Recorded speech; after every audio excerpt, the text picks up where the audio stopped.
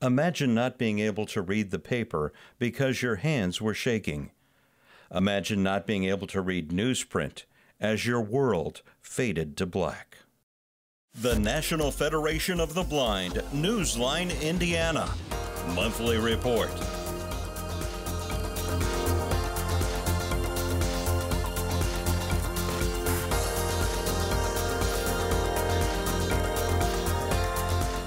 With your host, Lee Martin, and co-host, Florence Myers-McSwine.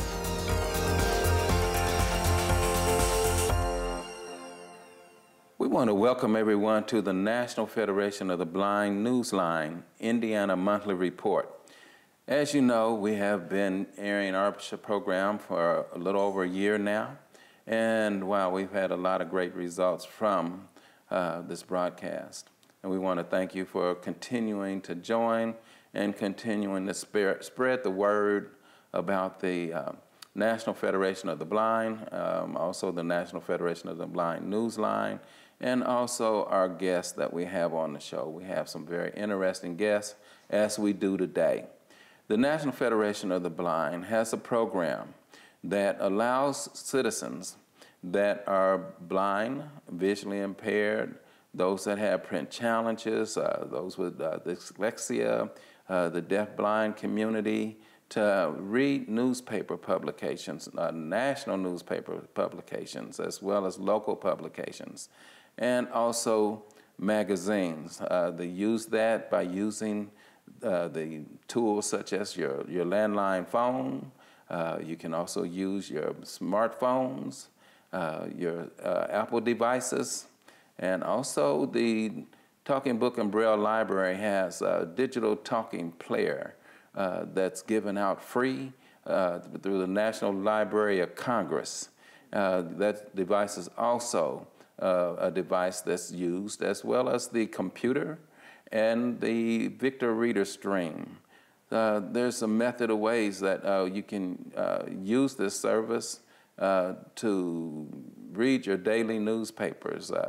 Today we have a guest from Anderson, Indiana, Ms. Barbara Cow, and she will be explaining a lot of her life circumstances and some of the great things that she does in the Anderson, Indiana area.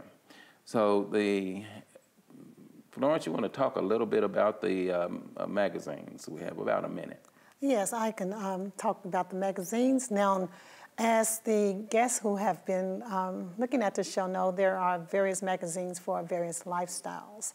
I like to start with AARP magazine because it's one that I really enjoy reading myself.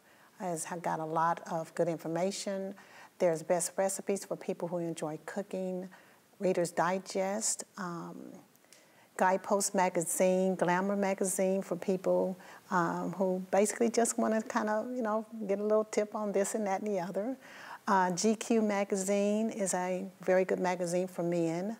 Also for parents, there's Parents Magazine, Family Fun, Family Circle. There is a magazine for everyone, for every lifestyle. And one I don't want to leave out is a newer one, called Stone Soup. And Stone Soup is written by children all over the world. So those are just a few of the magazines that are available on NFB Newsline. And before I hear from some of the fellas and some of the ladies in sports, we do have the ESPN magazine, and anything related to sports and health and fitness, we have quite a few. So we're going to take a short pause and come back with our guests and with some more information regarding the National Federation of the Blind and the National Federation of the Blind Newsline. So stay tuned.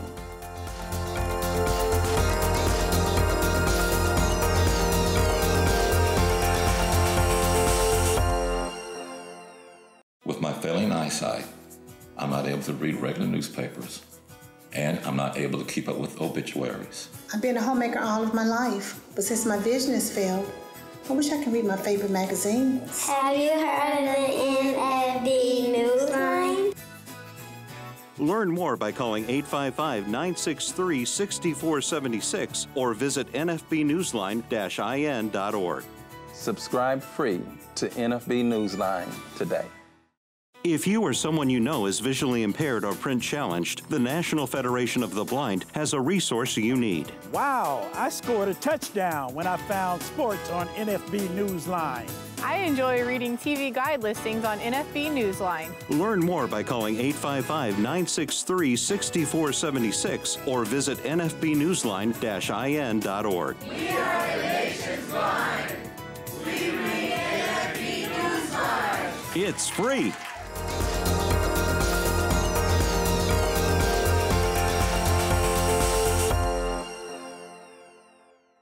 Welcome back to the National Federation of the Blind Newsline Indiana Monthly Report.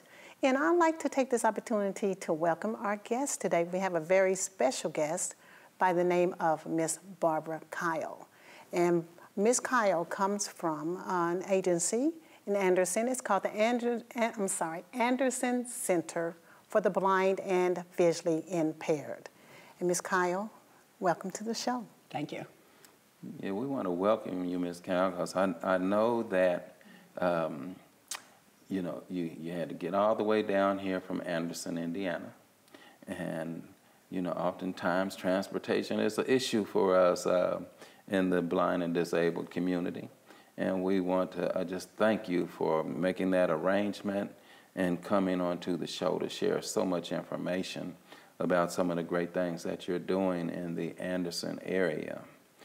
We had the privilege of coming to your focus group, and I tell you, I had a lot of fun, and there's you have so many members. You've grown a group there that I mean, they just make you feel welcome, and of course, you know, your cooking and your food, you know, that kind of, you know, away to the man's heart, right? Right. So tell us, we want to, you know, we're talking about the National Federation of the Blind Newsline service.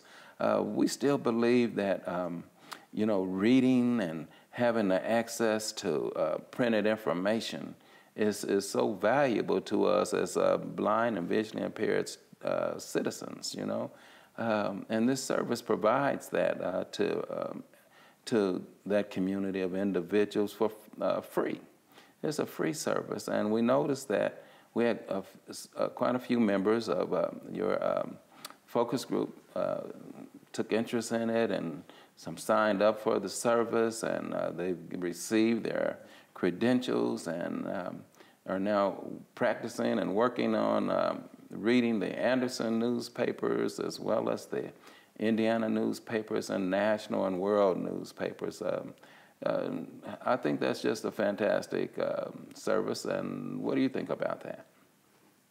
Well, since I haven't been able to read a newspaper in I'm not quite sure how many years now, it's a great service because you have to depend on either the news on the TV or somebody else telling you what's going on. Yeah, and that's sometimes a drag, isn't it?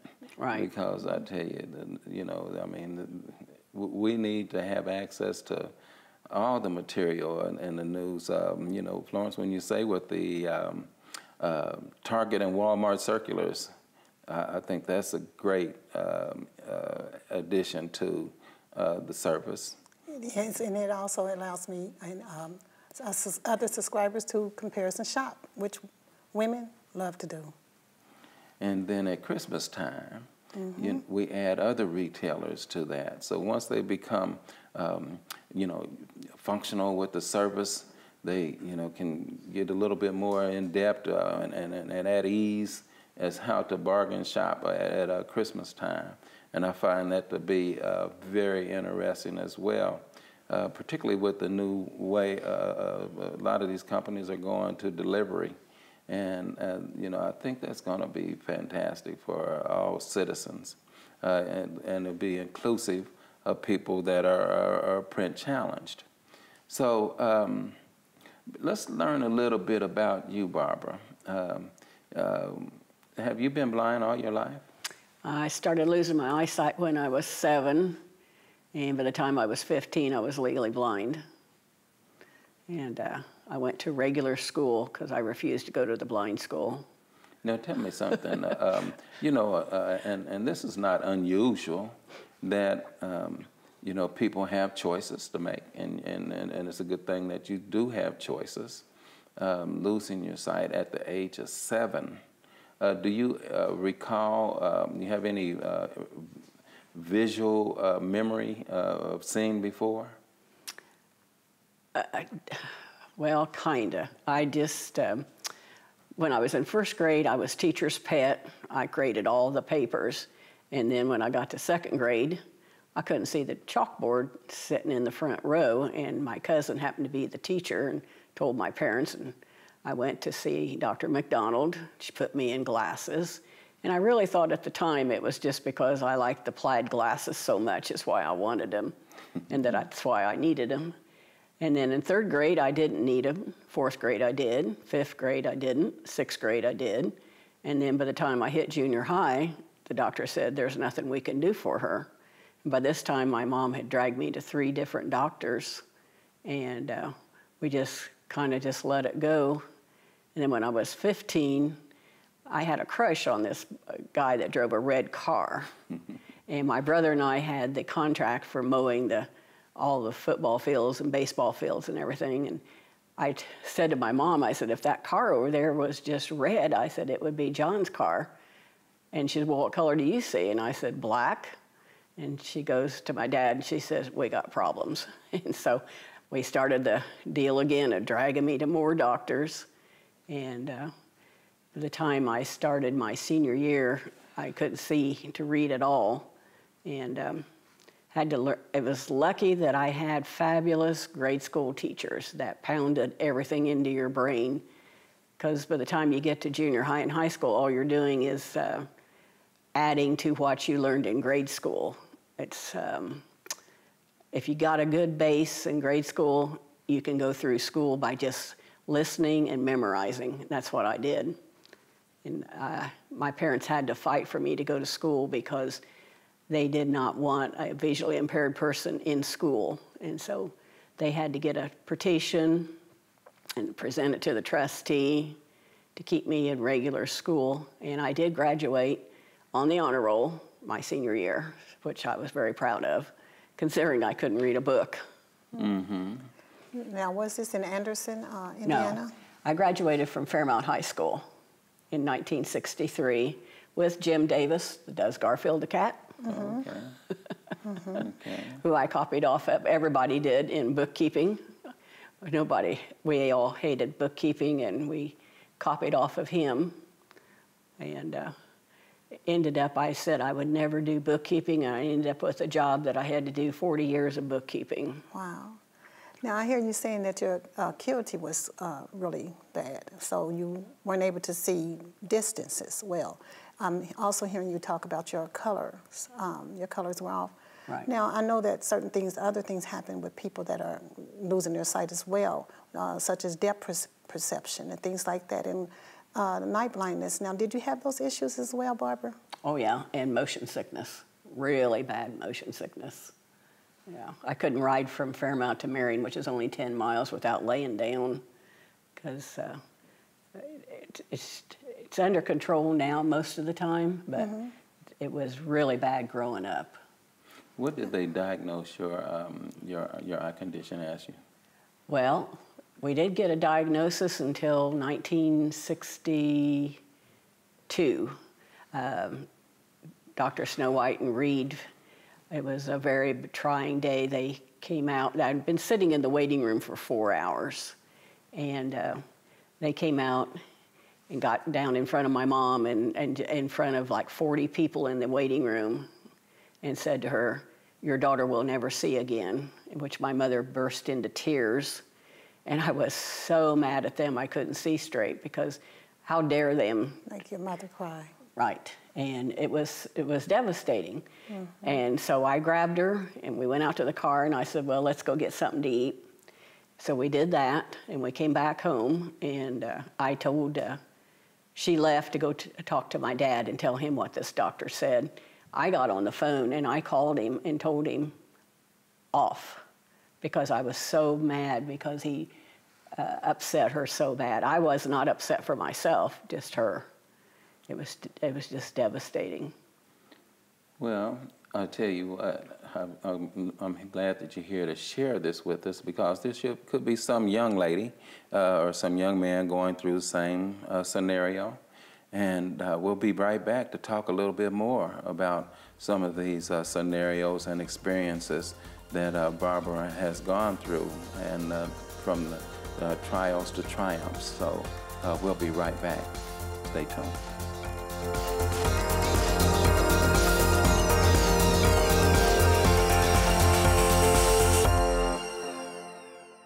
I am a blind vendor, and one of the things that I truly miss is reading Vending Times magazine. Hoosiers can hear Indiana magazines, circulars, national magazines, and information from across the globe. Learn more by calling 855-963-6476 or visit nfbnewsline-in.org.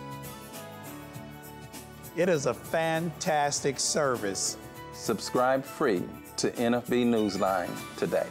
We are the nation's blind, and we read NFB Newsline. As I travel the nation, I read NFB Newsline. I live in Valparaiso, Indiana, and I listen to my local news on NFB Newsline. As a student, I enjoy reading current events on NFB Newsline. Learn more by calling 855-963-6476 or visit nfbnewsline-in.org. Subscribe free to NFB Newsline today.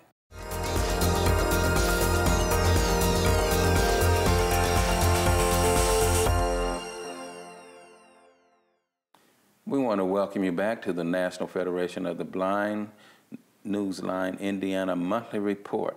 And we're talking with Barbara Cow. And Barbara, let's continue our conversation. Very interesting here. We left off at the eye doctor's office, ophthalmologist's office, and the frustration that you were having there, and then about the diagnosis of your condition. Well, when they diagnosed, well, they didn't really have a diagnosis. They sent me down to Dr. Grayson at IU Med Center, who was head of the department, put me through some really horrible tests back then, which are probably primitive now. And he gave the diagnosis of central choroiditis. And it wasn't until 2000 up in Chicago that they re-diagnosed it Stargard's, and my son-in-law got on the internet and pulled it up, and there's a doctor in Michigan that it's named for, and it was just like living through my life reading this paper. It was just unbelievable, because I was never ever able to explain how I saw, and this paper told it just like it was, because my mom used to drive me crazy. Oh, what do you see? What do you see? And I'd say, I see exactly what you see, just different. And it was remarkable. It really put my mind at ease, seeing it actually in black and white. Well, maybe I can get that information from you and have it ran across the screen as to who, that particular article. So, because somebody else out here, and you said it was Stargard's? Yes. Okay, so they probably go to Google up Stargard's and find that information, so that, if their child or individuals are having those types of symptoms, then, as you stated, it's pretty well self-explanatory. This disease is considered juvenile macular degeneration, and it starts anywhere from age 6. And I was 7 when it hit me. My daughter was 8. And so far, my granddaughter's 16, and she does not have the problem. So we're real thankful for that. Okay, now were you the only person in your family coping with blindness, or were there any other family members who were blind? Up until my grandmother, who was 80, when she finally got macular. My mom was in late 80s, or let's say late 60s when it happened to her, and her sister was like 90 when all three of them had macular. But I was the only one with eye problems up until then. And my brother, he doesn't have it. He has a muscular problem with his eyes, and which he had surgery to correct. And my dad had 20/15 vision. He just had eye strain, so it was quite a shock for them to get a diagnosis like this from the From the, well, actually, I saw 22 doctors so far in my life. Now, you indicated that you didn't receive any assistance going through school, right? Through vocational rehab or anything of that nature. You graduated, you know, probably near the top of your class. I wouldn't say the top, but I made the honor roll anyway. It's one of those things that, you know, I had my senior English teacher. She said to me, "You won't have to read a novel," because you had to read a novel every 6 weeks in the class. And she says, "If you don't tell anybody," she says, "you won't have to do that." And I said, I can be quiet, you know. So I didn't tell anybody I didn't do that. Now, you spoke of, you know, that you worked since the age of 10. Right. You know, you developed a great work ethic. And, you know, it seems to have propelled you, you know, through the adversity of sight, you know, graduating from high school. Right. And, you know, that's an accomplishment. Well, when you live on a farm, you work 24/7, so there wasn't a job on the farm I didn't do. I drove the tractors, I drove the wagons to the mill, was out on the state highway doing that. Of course, you can't do that now, but back then you could. And I had to mow the yard until I tore the mower up too many times hitting the trees. But at age 10, I went to work in the slaughterhouse. My dad was a meat cutter there. And so I went there and wrapped the meat and stamped it. And then when I was 14, I went to work in Steele's grocery store, and I ran the cash register and stocked the shelves.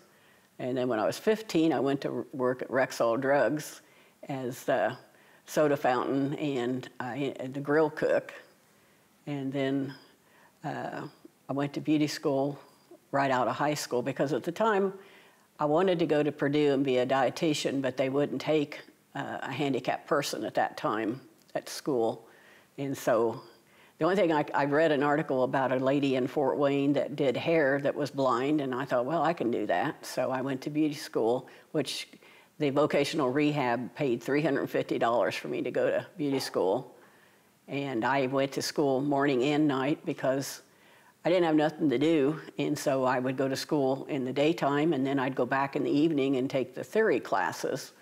And I memorized the cosmetology book, which a lot of it has same thing the doctors learn. And then I worked as a hairdresser for 40 years, and I went through the school legally blind.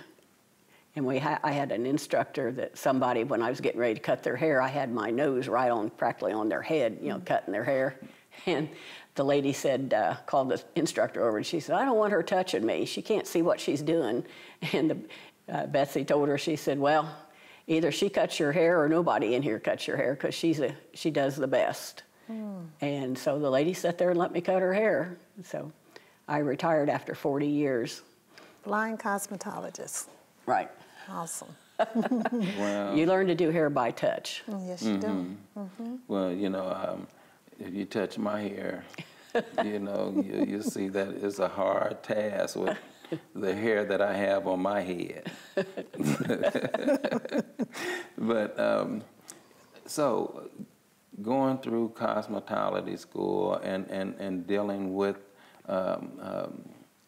sight loss, it didn't seem to, you know, the emotional side of it, you seem to overcome that very well. Well, I'm one of these people that if you tell me I can't do it, I can do it. And I don't think about anything I've done as being a big accomplishment. It's just life. And I don't, I love to cook, and when I retired, well, after I retired, I started doing catering, and I do the desserts for our blind club every month, and then I'm teaching my granddaughter to cook. And at age 10, I took over the cooking at home because my mom went back to work, and we had hired hands, and so I cooked for and my grandfather too, because he didn't cook. He needed help. Wow. So, you know, I cooked, you know, stuff from scratch, you know, like homemade bread, homemade spaghetti sauce, you know. We're going to talk about that. Yeah, we're going to talk about that.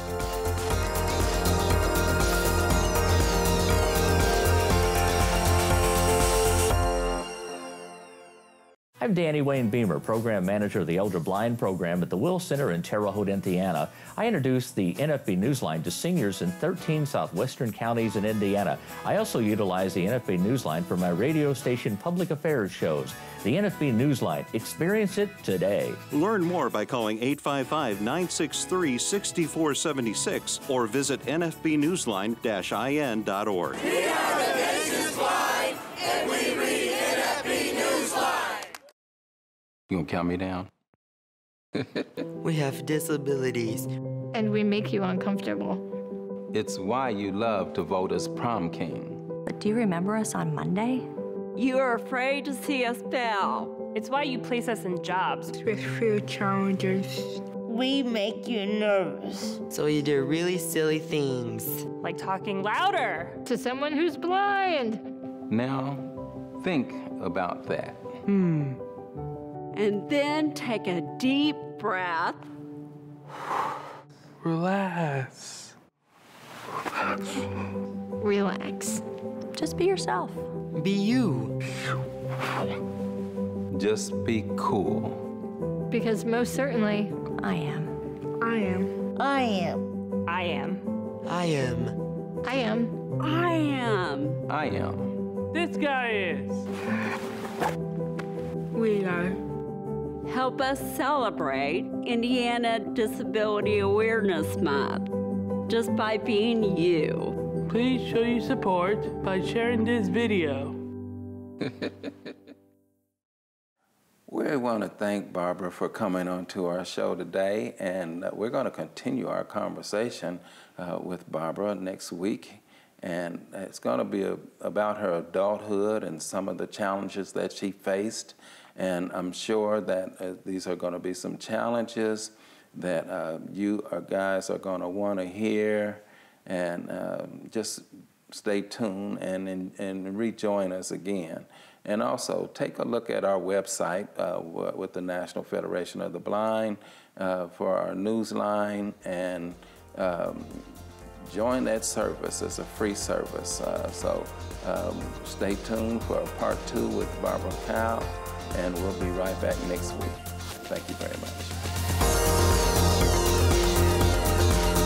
The National Federation of the Blind Indiana Monthly Report. For more information, go to nfb-in.org or call 855-963-6476. That's 855-963-6476. The National Federation of the Blind encourages you to live the life you want.